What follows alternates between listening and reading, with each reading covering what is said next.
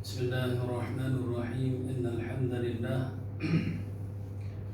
نحمده ونستعينه ونستغفره ونعوذ بالله من شرور أنفسنا ومن سيئات أعمالنا من يهده الله فلا مضل له ومن يضلل فلا هادي له أشهد أن لا إله إلا الله وحده لا شريك له وأشهد أن محمدا عبده ورسوله يا أيها الذين آمنوا اتقوا الله حق تقاته ولا تموتن إلا وأنتم مسلمون أما بعد فإن أصدق الحديث كتاب الله عز وجل وأحسن الحديث حديث محمد صلى الله عليه وسلم وشر الأمور محدثاتها وكل محدثة بدعة وكل بدعة ضلالة وكل ضلالة في النار رب اشرح لي صدري ويسر لي أمري واحلل عقدة من لساني يفقهوا قولي. Alhamdulillah, kita banyakkan syukur kepada Allah Subhanahu wa taala kerana dengan limpah kurnia daripada Allah pada tengah hari ini Allah izinkan kita berada di rumah Allah Subhanahu wa taala. Mudah-mudahan kehadiran kita di rumah Allah Subhanahu wa taala Allah jadikan sebagai saham kepada kita untuk memasuki syurga Allah Subhanahu wa taala di hari akhirat nanti dengan rahmat dan kasih sayang Allah Subhanahu wa taala. Amin ya rabbal alamin. Insyaallah pada hari ini kita akan cuba sambung perkongsian ilmu berdasarkan lebih dari 1000 amalan sunnah Nabi sehari semalam. Sunnah dalam azan Sunnah dalam kumat Iqamah.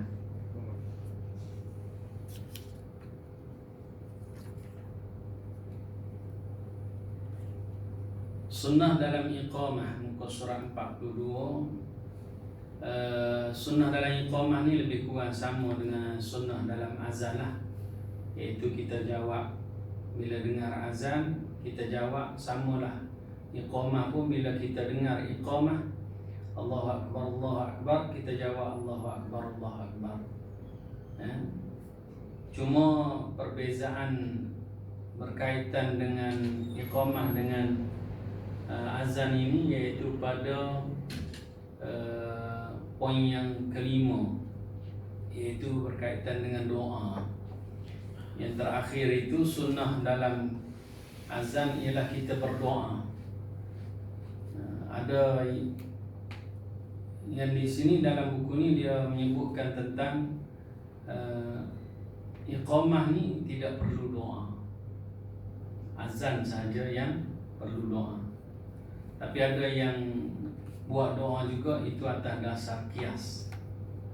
Azan doa, maka iqamah pun di doa pun ada juga lah. Okey, itu berkaitan dengan azan dan iqamah yang telah kita bincangkan dahulu. Pada hari ini insya-Allah kita sambung kepada sini dia ada buat catatan penting . Dia kata sini termasuk dalam sunnah bagi yang mendengar iqamah untuk menirukan lafaz iqamah itu, kecuali pada lafaz hayya 'alas salah, hayya 'alal falah. Kita mendengar lafaz tersebut dijawab dengan lafaz la haula wala quwwata illa billah. Ini samalah macam azan itu. Tidak ada daya dan kekuatan kecuali dengan pertolongan Allah. Mana dia kita nak datang solat ni, kita datang dengan sebab apa? Allah tolong kita. Allah yang bawa kita. Sebenarnya kita tidak ada daya dan kekuatan kecuali Allah yang tolong kita. Bila Allah tolong kita untuk melaksanakan solat, itu merupakan satu nikmat yang sangat besar yang perlu kita syukuri. Kadang-kadang orang pandai remeh je, boleh datang solat ni dia rasa macam biasa. Sebenarnya itulah nikmat yang sangat besar Allah kurniakan pada kita, iaitu dapat mengabdikan diri pada Allah Subhanahu wa taala. Macam Imam Ibnu Qayyim sebut, dia kata kalau kita boleh susun nikmat Allah ni, yang paling tinggi nikmat Allah ialah nikmatul iman. Itu memang tidak dinafikan lah. Kemudian nikmat yang seterusnya bawah sikit, yang kedua tertinggi itu ialah nikmat ma'rifatullah, nikmat mengenal Allah Subhanahu wa taala. Nak kenal Allah mesti beriman lah. Kemudian disebutkan lagi yang ketiga tertinggi, mana dia bawah, tingkatan yang tertiga bawah, yaitu nikmatu ma'rifati mahabbatillah wa karahiyati. Maksudnya nikmat kita tahu apa yang Allah suka dan apa yang Allah benci dalam hidup kita. Kalau kita taat perintah Allah, Allah suka. Kita tahu macam tu, makna dia itu satu nikmat yang tertinggi, antara yang tertinggi. Kita tahu perbuatan zina, minum arak, berjudi, rasuah, itu semua dibenci oleh Allah Ta'ala, sehingga kita menjauhi perbuatan tersebut. Itu juga adalah sebahagian nikmat. Jadi kita boleh melaksanakan perintah Allah Subhanahu wa taala ini, itu nikmat. Nikmat tuan-tuan, antara nikmat yang tertinggi yang Allah kurniakan pada kita. Kemudian ada satu lagi, Imam Ibnu Qayyim sebut, dia kata yang keempat tertinggi ialah nikmat taufik, nikmatut taufik. Apa makna taufik? Allah permudahkan kita melaksanakan perkara-perkara yang baik. Bila solat kita mudah, itu nikmat. Tuan-tuan, kita nak sedekah mudah tuan-tuan. Kadang-kadang nak sedekah ni agak payah tuan-tuan. Duit dalam poket kita ada RM10 dengan RM1. Kita ambil yang RM1. Betul tak? Saya lah tu tuan-tuan. Tuan-tuan tak, tuan-tuan ambil yang RM10. Jadi tuan-tuan sidang jamaah rahmati Allah, kalau 10 dengan RM1 kita ambil RM1, mana dia kalau 100 dan 50 tuan-tuan tak ambil. Itu pun kalau ambil pun tersilap. Tersilap. Ingat nak ambil RM1 tersilap. Tuan-tuan sidang jamaah rahmati Allah. Kemudian lantas ketika terdengar ucapan qarqamatis salah, hendaknya seseorang itu menirukan dengan menyebut qarqamatis salah. Ucapan aqamahallahu adamaha madamatis samawati wal ard, ini ada dalam hadis Nabi, tapi bagi buku ni dia mengutamakan kalau yang sebab hadis tu hadis dhaif, dia terus ketepikan. Jadi tuan-tuan ni, maka dia kembali kepada yang asal, mana dia tidak ada dah hadis Nabi yang lain, maka dia ambil yang asal, mana dia tiru serupa yang disebutkan oleh muazzin. Jadi muazzin sebut qarqamatis salah, qarqamatis salah, kita jawab qarqamatis salah, qarqamatis salah. Tapi tuan-tuan ni, kalau tuan-tuan nak baca aqamahallahu wa adamaha, sebab kita duduk sekolah tu, kita duduk baca yang tu. Silakanlah tuan-tuan ni. Tapi saya cadangkanlah tuan-tuan ni, sebut juga macam mana imam atau bilal sebut qarqamatis salah, kita sebut qarqamatis salah. Okey, itu habis tentang azan dan iqamah. Ada satu surau bila saya sebutkan antara salah satu sunnah dalam buku ni, mungkin ada disebutkan salah satu sunnah. Assalamualaikum warahmatullahi wabarakatuh. Anak teringin nak mesej tadi. Ya. Teringat bila datang sini tak ingat orang lain lah. Siap. Tapi dia nak sampai sampai. Tapi anak tak bawa telefon. Siap ya? Alhamdulillah ada. Okey. Main dengan basikal apa?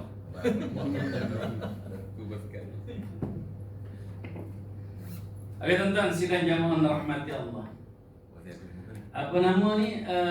Saya ada sebut pada jemaah saya tentang kelebihan kita solat sunnah di rumah. Solat sunat di rumah ni Nabi sebutkan 25 kali ganda daripada kita solat sunat di masjid. Ada dalam buku amalan harian seorang Muslim itu, ada hadis Nabi yang dikemukakan, kita solat di rumah, solat sunat di rumah. Jangan salah faham. Solat sunat, bukan solat fardu. Solat fardu di masjid 27 kali ganda dalam satu riwayat. Ada satu riwayat yang lain menyebutkan 25 kali ganda kita solat di masjid, itu solat fardu. Tapi bila solat sunat, dia lebih afdal kita buat di rumah. Sehingga ada hadis Nabi sebutkan 25 kali ganda. Bila dia orang dengar hadis itu, dia persoalkan, macam mana Ustaz kalau kita jadi muazzin?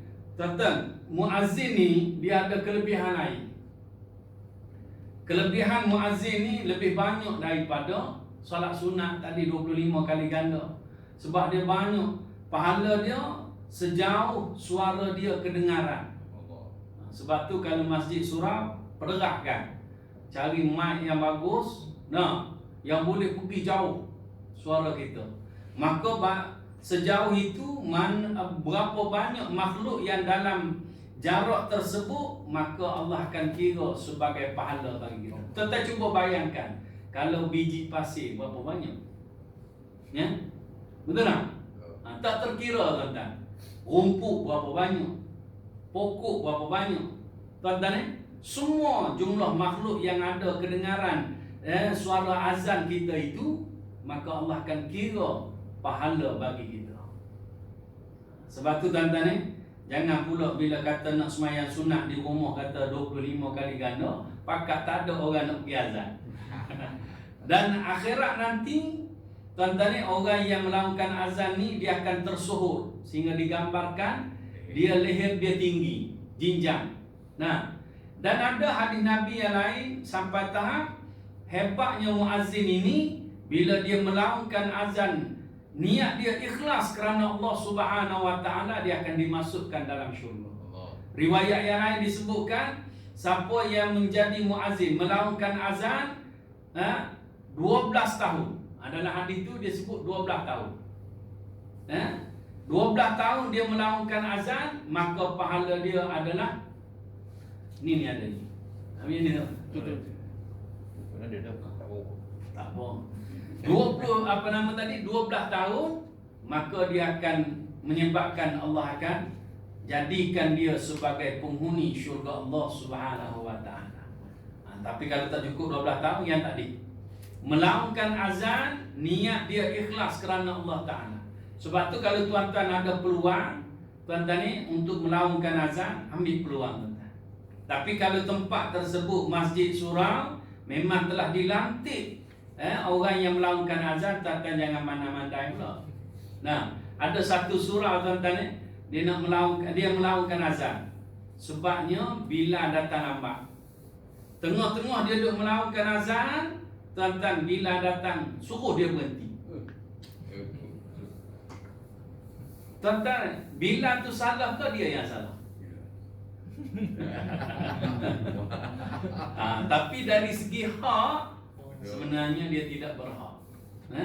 Tapi dah masuk waktu. Lepas tu bila dia mengadu pada saya macam tu, saya kata tak patut bila tu. Tak patutlah tuan-tuan. Duduk tengah-tengah azan ni suruh berhenti. Macam malam tadi tempat saya, dia azan pukul 5.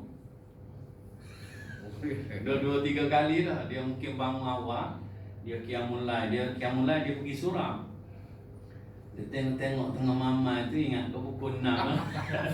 Banyak kali lah. Tapi sebenarnya kalau sejam sebelum itu termasuk dalam sunnah itu. Betul tak? Melakukan azan. Tapi orang ni tak biasa, masyarakat tak biasa. Sudah buat hal pula lah. Buat hal apa benda bagus lah. Tapi yang tadi dia tak ada perabi. Tak tahulah siapa yang tegur dia, saya pun tak tanya. Jadi tuan-tuan ni mudah-mudahan bila tempat saya di Istiqamah, kadang-kadang ada orang banyak duk tegur komen ni, tak boleh juga setengah bila ni. Dia mudah mengajuk, kan? Kadang-kadang ada orang komen tajwid dia lah, kan? Saya sebenarnya tuan-tuan, kalau Imam Bilal ni kalau salah sikit-sikit tu tuan-tuan pejam mata lah. Dia panggil kita kan kesalahan dalam Quran ke apa nama ni tuan-tuan, dia ada salah, nama dia salah jali, salah khafi kan. Kalau setakat salah khafi tu, Jali ni makna dia orang tak reti pun tahu salah. Nah, orang yang tak belajar pun tahu salah. Itu jali lah. Nah, kalau alif dia baca dengan apa memang salah lah. Betul tak tuan-tuan? Tuan-tuan, khafi ni ulama kata makna dia kesalahan yang boleh didetek oleh pakar. Orang biasa, orang yang tidak mendalami dia tak tahu. Macam sifat huruf. Nah, ha dengan ha. Kan itu dekat-dekat kan. Jadi yang dekat-dekat macam ni kalau salah sikit-sikit ni, tuan-tuan ni, kalau kita nak tegur dengan cara yang paling lembut tuan-tuan. Jangan sampai, sebab kadang-kadang orang ni imam ke bila ke dia mudah kecil hati. Banyak-banyaknya jenis imam macam ni tuan-tuan. Bila yang macam ni, silap tegur sikit sudah tak datang masjid. Tak datang masjid. Nah, bukan tak mahu jadi imam, tak datang masjid. Nah, saya pernah ada satu surau dulu, lebih kurang macam ni lah tuan-tuan ni. Masuk bulan Syahban macam ni, tuan-tuan dia boykot imam ni. Imam tolol sungguh. Semua dia boykot. Dia kata biar tak ada solat tarawih. Bukan sebab Covid tak ada tarawih. Nah, ni sebab dia adalah perselisihan dalam kalangan AJK. Dia boykot tuan-tuan. Dia ingat ke orang lain tak reti kot nak jadi imam. Dia lari je, orang kata tunggu masa hang lari. Nah, orang yang ganti lebih baik daripada dia. Jadi tuan-tuan, sidang jamaah rahmat Allah. Jadi tuan-tuan ni lah ni duk tersengih-sengih macam kerang busuk. Nah, jadi tuan-tuan ni nak naik jadi imam, sorry orang tak bagi dah. Siapa suruh letak jabatan lah. Jadi tuan-tuan sidang jamaah rahmati Allah. Jadi kalau ada salah silap sikit tu tuan-tuan kita kalau nak tegur pun kena cara yang paling lembut lah. Dua ni sebab kadang-kadang ada setengah tempat yang menjadi masalah ialah tuan-tuan surau tu tidak imarah sebabnya tak ada imam. Bila ni boleh tahan lagi lah, siapa-siapa pun rasanya boleh jadi muazzin. Betul tak tuan-tuan? Jadi tuan-tuan sidang jamaah rahmati Allah. Tuan-tuan, itu perbahasan tentang sunnah dalam azan dan iqamah. Kemudian sunnah yang seterusnya, tajuk yang seterusnya di muka surat 43 ini iaitu solat menggunakan sutrah ataupun penghalang, ataupun kita panggil penghadang, ataupun kita panggil pendinding, dinding. Nah, kalau saya baca satu buku tuan-tuan ni, ada seorang penulis ni dia kumpul dia tulis buku, tajuk dia Sunnah-sunnah Nabi yang diremehkan. Termasuk salah satu tajuk dalam buku itu ialah tuan-tuan ni tajuk ni. Sebab hari ni ada di kalangan kita yang dia meremehkan pasal sutrah ini. Jadi tuan-tuan sidang jamaah rahmati Allah, sebelum kita masuk kepada perbincangan sutrah ini, tuan-tuan, sutrah ini dalam hadis-hadis Nabi yang sahih, tuan-tuan ni dia kena ada tinggi. Sutrah ni mesti ada tinggi. Tinggi dia disebutkan dalam hadis Nabi muakhiratur rahli, setinggi pelana kuda. Siapa biasa naik kuda? Bukan kuda kepang. Kuda betul. Yang kuda pula dia ada pelana. Ada orang naik kuda tak ada pelana. Yang jenis ada pelana. Jadi tuan-tuan ni bukan letak berdiri macam tu, letak yang macam kita letak atas kuda tu, letak macam tu. Dia punya ketinggian dia lebih kurang sejengkal ni tuan-tuan. Ataupun lebih ada yang mengatakan 2/3 zirah. Zirah ni makna dia hasta. Kalau 2/3 saya rasa tinggi ni tu. Kalau tangan saya lah, tangan saya ni bagi 3. 1, 2, di sini tuan-tuan. Kalau tangan orang yang panjang, bukan pencuri, tangan panjang lah, tangan yang betul-betul panjang, lagi tinggi lah zirah dia. Ni tangan saya lah. Jadi tuan-tuan 2/3 zirah. Jadi tuan-tuan, ada yang berpandangan dalam setengah buku tu saya baca sekurang-kurangnya sejengkal. Botol ni tak boleh ni tuan-tuan. Dia kena tinggi Masa 500 ml tu boleh. Dia kena tinggi. Tapi ada juga hadis Nabi yang dhaif. Jadi kita utamakan dulu yang sahih dulu tuan-tuan. Kalau dalam keadaan tertentu gunalah yang dhaif. Yang dhaif ni ada dalam Sunan Abu Daud disebutkan sutrah itu boleh jadi dalam bentuk garisan. Tapi hadis itu tak kuat. Jadi kalau saya lebih suka utamakan dulu yang sahih. Yang sahih kebanyakan banyak hadis Nabi yang sahih ialah tuan-tuan ni dia ada tinggi. Paling-paling tidak pun sejengkal. Sejengkal dia ada tinggi. Jadi tuan-tuan sidang jamaah rahmati Allah, kita cuba baca hadis Nabi sallallahu alaihi wasallam. Sunnah ataupun anjuran untuk mengerjakan amalan ini berdasarkan sabda Rasulullah sallallahu alaihi wasallam. Terikut tuan-tuan, idza shalla ahadukum falyusalli ila sutratin wal yadnu minha wa la yada' ahadan yamurru bainahu wa bainaha. Apabila salah seorang daripada kalangan kamu solat, maka hendaklah dia solat menghadap sutrah.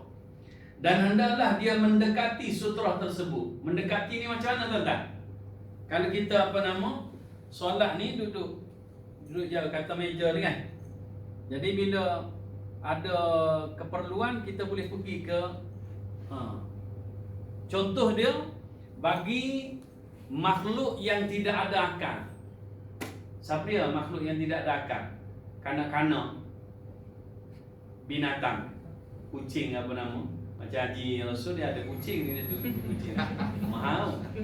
Nah, ayat tu kita solat, kalau dia ada, kita kena mendekati sutra. Kalau yang ada akal memadai, Nabi sebut wala yada ahadan yamurru bainahu wa bainaha. Jangan biarkan orang lintas antara kita dengan sutra. Maknanya kita angkat tangan. Orang yang ada akal bila kita angkat tangan dia tak kira. Betul tak? Tapi yang jenis tak ada akal ni kucing atau tak angkat tangan. Apa barang dia kata tak? Kucing kata. Lebih teruk pada aku dia. Okey tuan-tuan, sidang jamaah rahmati Allah. Jadi Nabi kata jangan biarkan antara kita dengan sutra tu ada orang lintas. Yang ni tuan-tuan kena jagalah.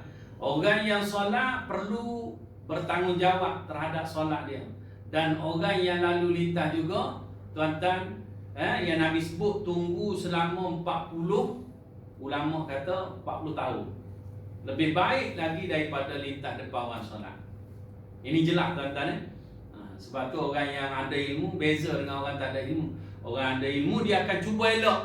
Jangan sampai dia lintas depan orang solat. Nah, kalau sini ni dia boleh pusing ke belakang. Sebab tu orang yang solat, jangan solat ni tuan-tuan yang ada dalam kuliah pada hari ni, tuan-tuan jangan solat tu berapak ke dinding tu. Dinding belakang tu kan. Sebab kalau kita solat ke depan sikit, adalah ruangan belakang tu untuk orang lintas. Orang dia tak mahu berdosa. Orang yang ada ilmu ni, sebab bila Nabi kata tunggu selama 40 tahun tu lebih baik daripada lintas depan orang solat.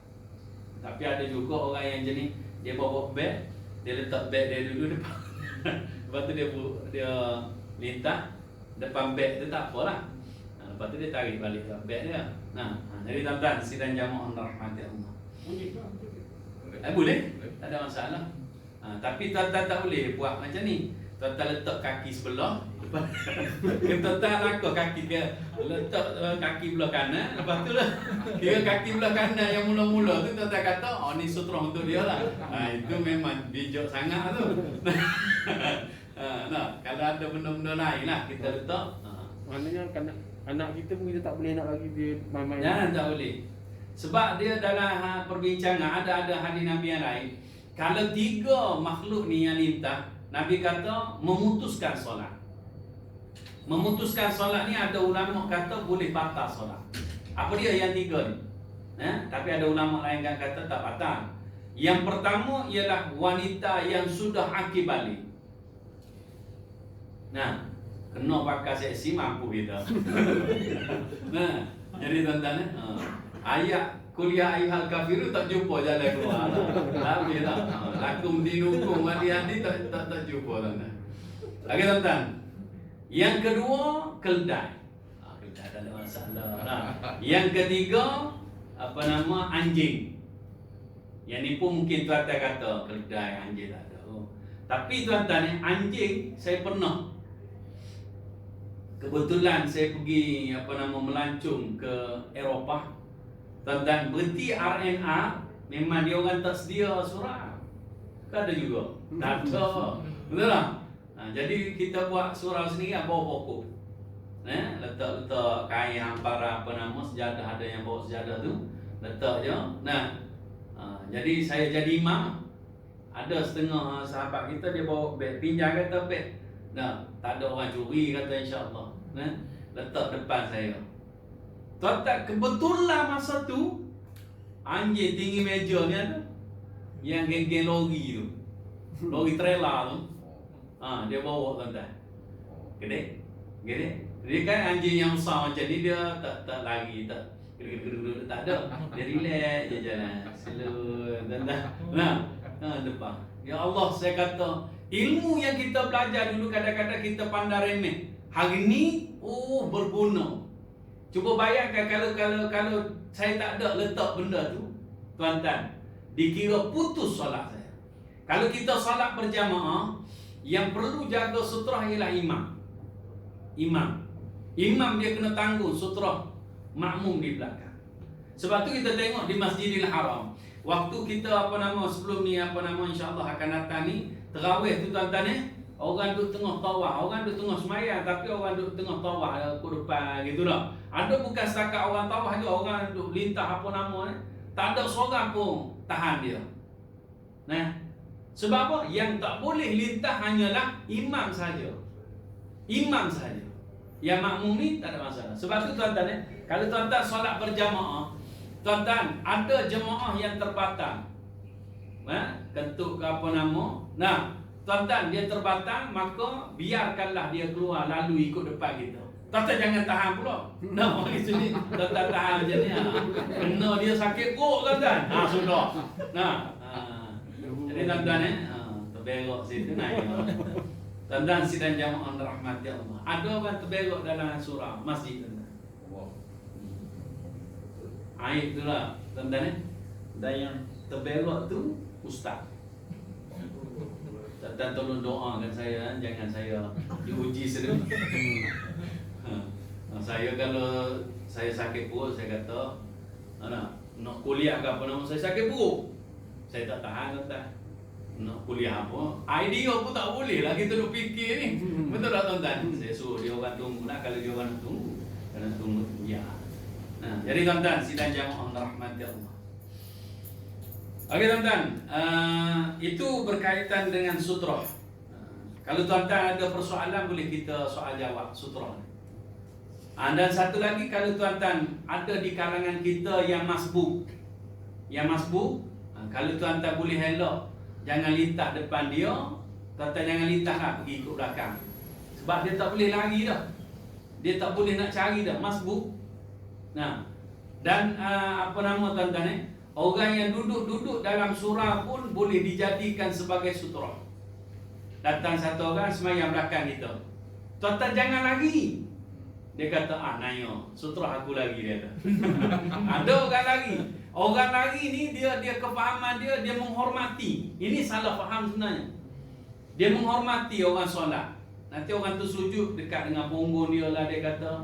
Kalau tuan-tuan rasa dekat dengan punggung, tuan-tuan hanya ke depan sikit lah. Jangan lagi tuan-tuan. Tengok je. Saya respect orang Myanmar ke Bangla tuan-tuan. Dia orang faham ni. Biasanya Bangla dengan Myanmar bagi solat fardu yang ada solat sunat qabliyah, tuan-tuan dia terus akan bangun. Dia akan terus bangun solat sunat. Betul tak? Itu Hanafi tuan-tuan. Hanafi dia akan terus bangun. Tapi tuan-tuan jemaah ni bila ada orang yang masbuk belakang dia, dia tak terus bangun. Dia tak terus bangun. Kejap-kejap dia balik. Kejap-kejap dia balik. Nak pastikan orang yang belakang ni siap dah semayang, barulah dia bangun. Allah Akbar. Tuan-tuan ini orang hebat tuan-tuan. Orang ada ilmu. Walaupun mazhab dia mengambil cara yang Nabi selesai daripada solat terus semayang sunat. Bagi solat fardu yang ada solat sunat ba'diyah. Tapi dia raikan. Dia raikan orang, jadikan diri dia sebagai sutrah. Kalau tuan-tuan ada orang solat belakang tuan-tuan, jangan lagi lah. Ya ni. Saya duduk kuliah tempat saya sebab sekarang ni tak ada kuliah. Tak panggil. Jadi tiap-tiap malam saya buat kuliah tempat saya. Macam Jadi macam dekat NR, kita habis solat nak bagi orang lain pula masuk kan. Paksa bangun semua kan. Kalau RNR, kalau ada ruangan yang lebih luas, tuan-tuan bolehlah duduk sekejap. Tapi kalau tak ada itu, sebab nak raikan jemaah-jemaah yang akan solat seterusnya, tak apalah bangun, tak apa. Jadi orang yang nak masuk solat tu, dia diharuskan pergi ke depan orang yang sedang solat. Dan saya nak ingatkan bila sebut tentang RNR ni, tuan-tuan musafir lah. Ataupun tak musafir pun, lagi kita digalakkan. Iaitu saya sebutkan pada tuan-tuan, walaupun dalam keadaan bermusafir, kita tetap dianjurkan untuk berjamaah. Ini kefahaman setengah-setengah orang bila kata musafir saja solat jamak qasar tak perlu lagi berjamaah. Itu salah tuan-tuan.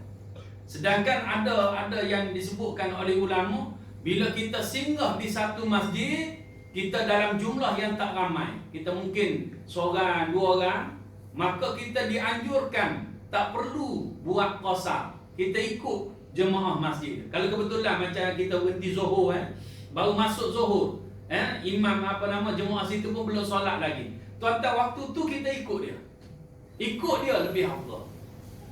Tapi jangan niat qasar pula. Habis 2 rakaat dia bangkit, kita salam. Itu tak apa kena. Walaupun ada yang aman, tapi pandangan tu bagi saya lah, dan banyak ustaz-ustaz ulama tidak terima cara tu.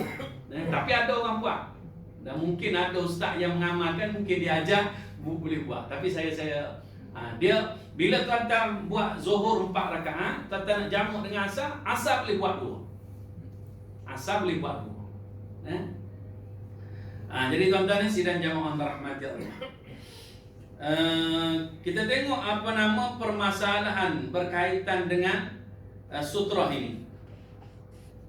Sutrah ketika solat dapat menggunakan apa sahaja yang berada di arah kiblat, seperti tembok, dinding, tongkat ataupun tiang, dan tidak ada pembatasan tentang bentangan ataupun lebar sutrah.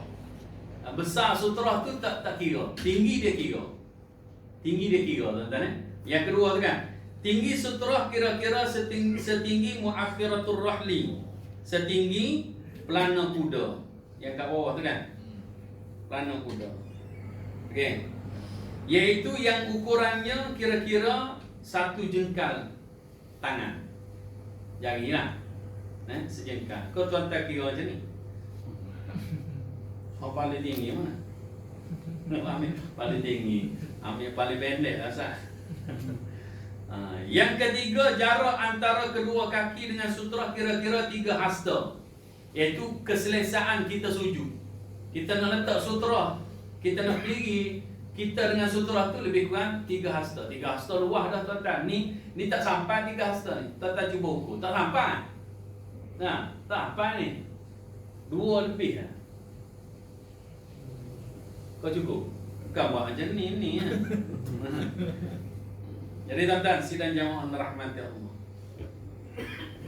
Ataupun tuan-tuan ni sekadar kita boleh sujud.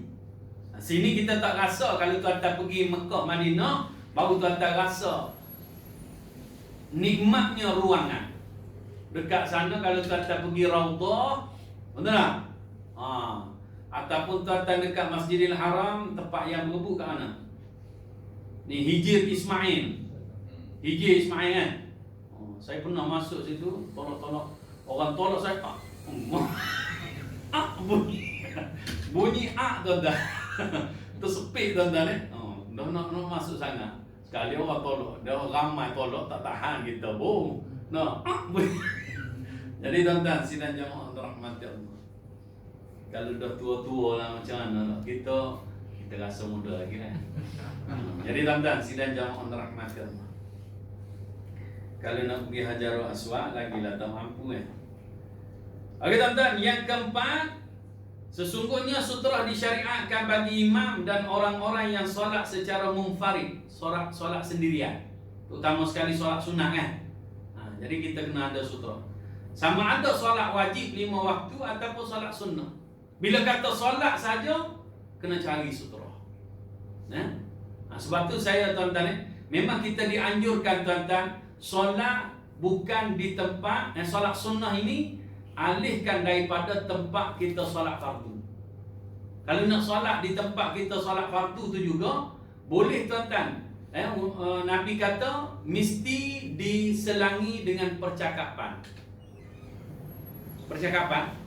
Termasuklah zikir tuan-tuan macam kita sembahyang fardu, katakanlah imam macam dalam SOP ni kan, kita tidak digalakkan beralih. Maka tuan-tuan, untuk seorang imam ataupun makmum, dia nak solat sunat di tempat dia melaksanakan solat fardu boleh. Dia kena selangi dengan percakapan. Tapi kalau dia dah zikir lama, lepas tu baru dia solat sunat, tak apa dah. Ini paling utama untuk imam. Dia kena beralih daripada tempat dia solat fardu. Itu dianjurkan. Cuma bagi tuan-tuan yang nak beralih, kebanyakan kita dia suka beralih habis sampai ke belakang. Itu tak berapa bagus. Kalau nak beralih kiri kanan ataupun belakang, satu saf cukup lah. Boleh tuan-tuan ini salah satu sunnah yang bagus kita jaga. Yang kelima, sutrah makmum mengikuti sutrah imam. Ini yang saya sebut tadi. Maka dibolehkan melalui makmum apabila ada hajat dan kepentingan. Tuan-tuan jangan tahan dulu. Termasuklah kalau kita tengah dalam sah ni, macam kita sekarang ni tak ada sah yang rapat. Kalau katakanlah lepas ni sah yang rapat, dia ke depan tu tak ada masalah. Tapi dia nak ke belakang lagi, dia berhenti depan kita. Tuan-tuan elaklah sikit. Dia tak batang. Tak boleh. Tak boleh lah. Itu tuan-tuan. Nanya lah dia, semua orang tak bagi. Nanya dia tuan-tuan. Faedah menerapkan sutrah ketika solat. Pertama, sunnah tersebut menggunakan sutrah ketika solat ni menjadi ibadat solat agar tidak batal, yang disebabkan oleh lalu lalangnya siapa sahaja yang boleh membatalkan ataupun mengurangi pahala dia. Yang ni, cuba tuan-tuan tengok nombor 54 kat bawah tu kan. Perempuan yang sudah balik, keldai, anjing hitam tuan-tuan. Tadi saya sebut anjingnya warna hitam. Sebab anjing hitam ni dalam hadis Nabi kata syaitan. Lagi-lagi ada yang penambahan seterusnya yang jenis. Tuan-tuan tengok ada atas dahi dia 3 titik. Itu memang betul syaitan. Tapi tak pernah jumpa lagi. Anjing pun tak ada nak tenung kan. Tapi tuan-tuan, sejak saya belajar tentang anjing, saya tak takut macam dulu lah. Saya bukan belajar sains apa nama. Belajar ni lah hukum. Dan kita tengok semua mazhab, macam mazhab Maliki kan, dia memang dia orang bela anjing. Jadi tuan-tuan, kita tengok asal usul kenapa anjing tu kalau dalam mazhab kita sebutkan termasuk najis mughallazah kan. Jadi tuan-tuan, di asal-asal hadis dia ialah berkaitan dengan air liur dia. Air liur anjing. Hadis Nabi tu yang dia jilat bekas. Dulu kan orang Arab bila siang hari dia panas, malam sejuk. Bila sejuk ni, dia nak dinginkan air, dia letak kat luar air, nak suruh jadi sejuk. Lepas tu dia siang hari dia ambil masuk dalam rumah lah. Jadi siang hari ni anjing dalam keadaan dahaga, pergi rumah cantik dia kata. Dia ni bila dia pakai lidah dia air liur lah. Dan bekas itulah yang perlu kita panggil sertu. Asal maknanya sertu, tapi bila ni banyak orang sebut Samuk. Samuk ni sebenarnya istilah untuk kulit binatang. Kita buat di darah apa benda daripada kulit binatang untuk kita guna kan. Jadi tuan-tuan ni sidang jemaah rahmati Allah. Okey tuan-tuan, selain daripada 3 ni wanita yang sudah akil balik, keledai dan juga anjing hitam ni, dia boleh mengurangi pahala. Kalau wanita depan kita solat, kurang pahala kita. Nah, ataupun hilang pahala kita. Saja. Ha? Saja. Sajak lalu lebih kurang perempuan ni kau apa nama. Nah. Jadi tuan-tuan. Tapi perbincangan yang dulu dah, bila dia pergi umrah tu, dia nak pakai apa nama? Dia nak pakai ihram lelaki ke ihram yang perempuan? Sebab dia kan? Kalau dia pakai ihram lelaki macam mana? Nah, tapi ihram lelaki pun boleh, kita kan boleh tudung juga kan. Sunat je kan kita buka kan. Baru. Nah, ramai orang dia ikut dia.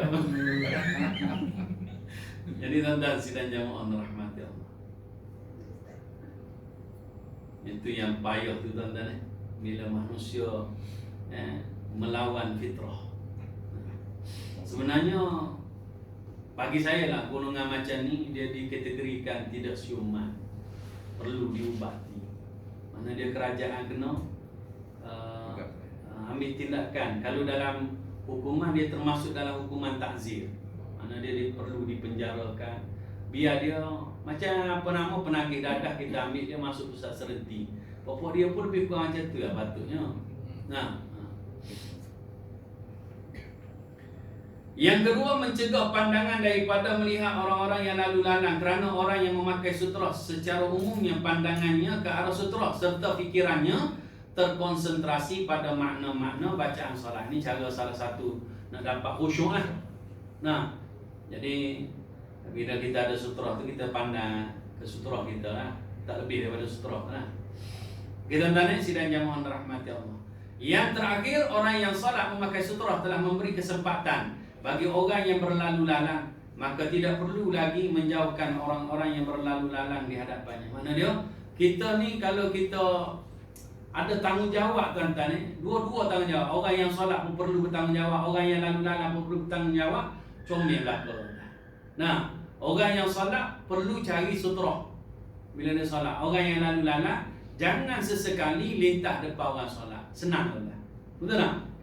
Jadi tuan-tuan ni, itu bagusnya kita tengok sunnah-sunnah Nabi ni tuan-tuan ni lebih menyempurnakan ibadat yang kita lakukan. Wallahu a'lam tuan-tuan. Habis dah masalah. Nanti kalau tuan-tuan ada soalan boleh tanya kemudian lah. Setakat itu saja tuan-tuan ni untuk perkongsian pada tengah hari ini. Mudah-mudahan sedikit perkongsian itu bermanfaat untuk tuan-tuan dan juga diri saya sendiri. Saya doakan mudah-mudahan kita semua dikurniakan kesihatan oleh Allah Subhanahu wa taala, disempurnakan iman dan dipermudahkan amal ibadah. Mudah-mudahan segala amal ibadah yang kita lakukan diterima di sisi Allah. Mudah-mudahan Allah ampuni segala dosa kita, Allah rahmati kita di hari akhirat nanti. Allah masukkan semua yang ada di surah pada tengah hari ini ke dalam syurga Allah Subhanahu wa taala. Amin. Amin ya rabbal alamin. Billahi taufiq. Wassalamualaikum warahmatullahi wabarakatuh. Subhanallah wa bihamdika asyhadu an la ilaha illa anta astaghfiruka wa atubu ilaik. Wallahu a'lam.